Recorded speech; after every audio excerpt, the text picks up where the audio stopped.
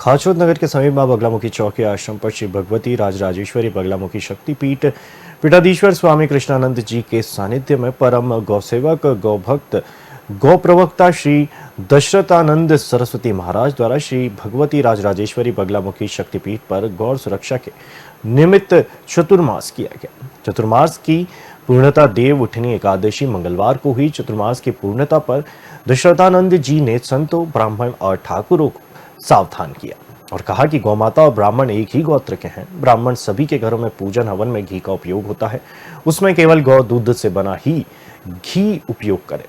तृप्ति बालाजी मंदिर में चर्बी युक्त घी के प्रमाण मिलने के बाद सभी को संभल जाना चाहिए। ऐसा घी सभी के धर्म और स्वास्थ्य के लिए हानिकारक है। गौमाता और धर्म के सुरक्षा में संत, ब्राह्मण और ठाकुरों की जवाबदेही बनती है।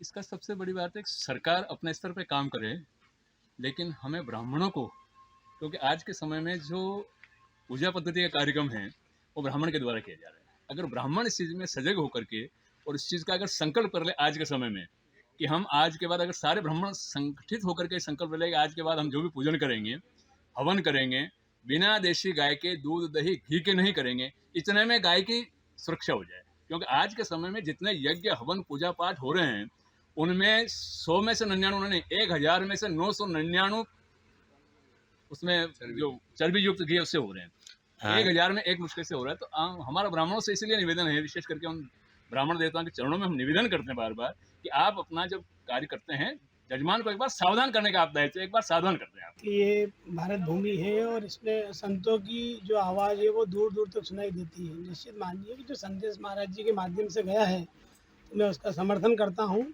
और ब्राह्मण की जो कर्म है, यज्ञ करना, यज्ञ कराना, दान लेना, दान देना, स्वाध्ययन करना और स्वाध्याय कराना, ये बरसों से नहीं, आदि अनादि काल से ये चला हुआ आ रहा है और इसकी कंटिन्यूटी बनी रहे, लेकिन शुद्धता के साथ। महाराज जी का कोई आक्षेप प्रत्याक्षेप नहीं है। महाराज जी कहना चाह रहे हैं कि अगर ब्राह्मण अगर चाहे तो निश्चित है कि हम गौ माता को सम्मान प्राप्त करवा सकते हैं। ये हमारा कर्म भी है और हम कर्म को अच्छे रूप से करें, ऐसा महाराज जी का संकल्प है।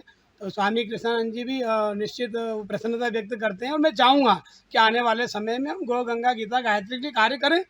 और भारत भूमि दार्शनिक भूमि है, इसकी दार्शनिकता को अखंड अक्षुण्ण बनाए रखने के लिए संतों का जीवन समर्पित रहता है समाज, राष्ट्र के चिंतन के लिए।